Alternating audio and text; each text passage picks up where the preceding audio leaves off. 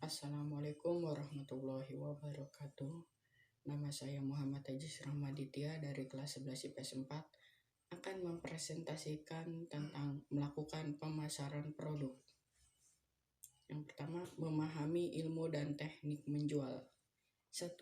Seni menjual. Menjual merupakan kegiatan yang dilakukan oleh seseorang untuk menarik perhatian pembeli supaya barang atau jasa dibeli oleh seorang konsumen.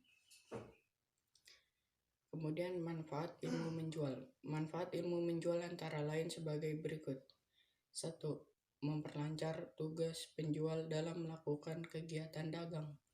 2. Penjual dapat mengatasi segala macam tantangan atau hambatan yang kadang timbul. 3. Membantu penjual dalam mengatasi persaingan yang makin ketat. 4. Meningkatkan omzet penjualan. Kemudian objek ilmu menjual. Terdapat 3 objek atau sasaran yang ingin dijangkau dari ilmu menjual, yaitu sebagai berikut. 1. Diri penjual. 2. Barang yang akan dijual. 3. Keadaan pembeli atau pelanggan. Yang kemudian teknik menjual. Teknik menjual merupakan cara-cara atau kiat-kiat yang dilakukan penjual dalam rangka meraih konsumen. Tahapan yang harus dilakukan seorang wirausaha dalam melakukan kegiatan penjualan berdasarkan 5 konsep, yaitu 1. Perhatian. 2. Minat. 3. Keinginan. 4. Tindakan. 5. Kepuasan. Kemudian menetapkan harga jual.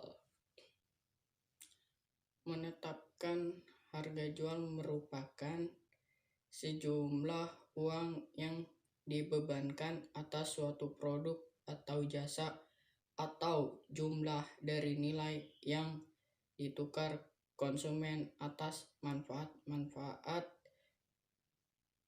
karena memiliki atau menggunakan produk atau jasa tersebut. Penetapan harga sangat penting baik bagi wirausaha maupun konsumen. Tujuan menetapkan harga adalah sebagai berikut. 1. Untuk memperoleh laba maksimal. 2. Untuk mempertahankan dan meningkatkan pangsa pasar. 3. Untuk meningkatkan volume penjualan. 4. Untuk alat promosi. Adapun hal-hal yang harus diperhatikan dalam menetapkan harga antara lain sebagai berikut. 1. Biaya produksi. 2. Daya beli konsumen. 3. Laba yang diinginkan. 4. Pesaing. 5.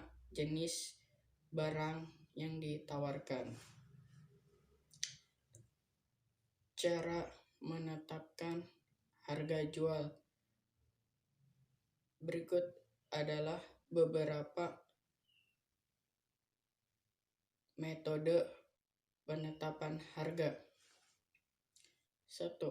Metode penetapan harga berbasis permintaan. 2. Metode penetapan harga berbasis biaya. 3. Metode penetapan harga berbasis laba. 4. Metode penetapan harga berbasis persaingan. Dan kemudian menganalisis kepuasan pelanggan. 1.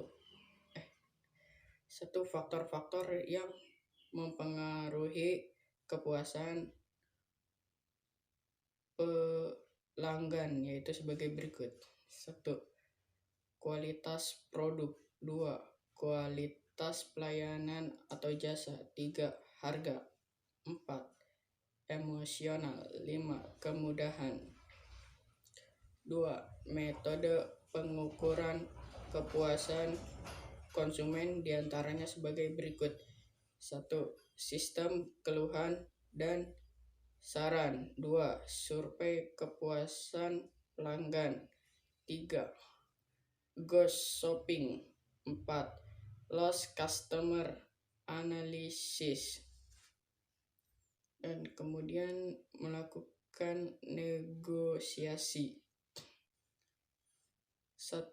Strategi negosiasi terdiri atas 3 strategi, yaitu strategi menang-menang, 2. Strategi menang-kalah, 3. Strategi kalah-kalah.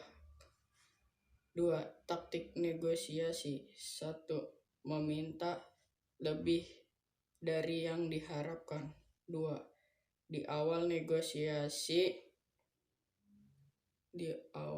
negosiasi jangan dulu berkata iya. 3. Melakukan flinch terhadap proposal atau tawaran dari calon pelanggan. 4. Penjual bersikap seolah-olah tidak membutuhkan. 5. Kata-kata permintaan yang bijaksana. Kemudian saluran dan jaringan distribusi.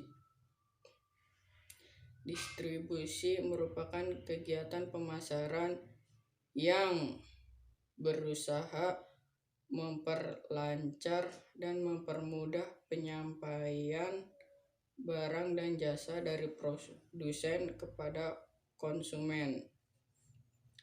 Tujuan distribusi diantaranya sebagai berikut. 1. Produsen atau perusahaan membuat barang dengan tujuan dijual untuk memperoleh keuntungan. 2. Barang atau jasa produksi tidak akan ada artinya bila tetap berada di tempat produsen. 3. Tidak semua barang atau jasa yang dibutuhkan konsumen dapat dibeli secara langsung dari produsen. Yang kedua, sistem distribusi merupakan cara-cara yang dilakukan dalam menyalurkan barang dan jasa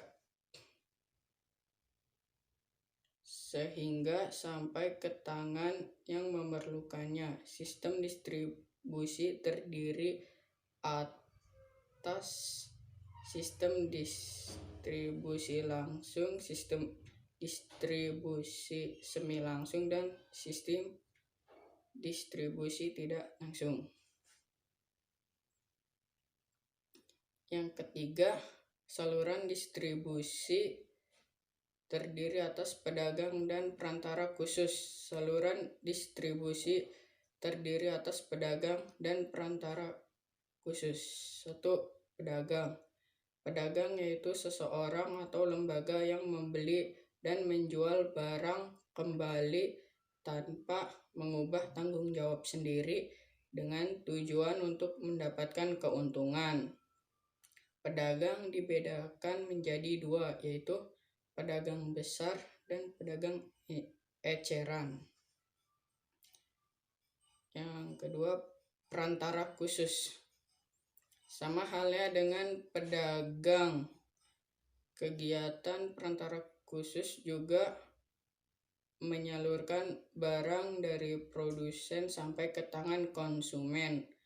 Bedanya, perantara khusus tidak bertanggung jawab penuh atas barang yang tidak laku terjual. Perantara khusus meliputi agen, broker, komisioner, eksportir, dan importir. 4. Macam-macam saluran distribusi. 1. Produsen ke konsumen. 2. Produsen ke pengecer kemudian ke konsumen. 3. Produsen ke pedagang besar kemudian ke pengecer lalu ke konsumen. 4. Produsen ke agen kemudian ke pengecer lalu ke konsumen. 5. Produsen ke agen kemudian ke pedagang besar kemudian ke pengecer kemudian ke konsumen. Sekian, cukup. Terima kasih. Wassalamualaikum warahmatullahi wabarakatuh.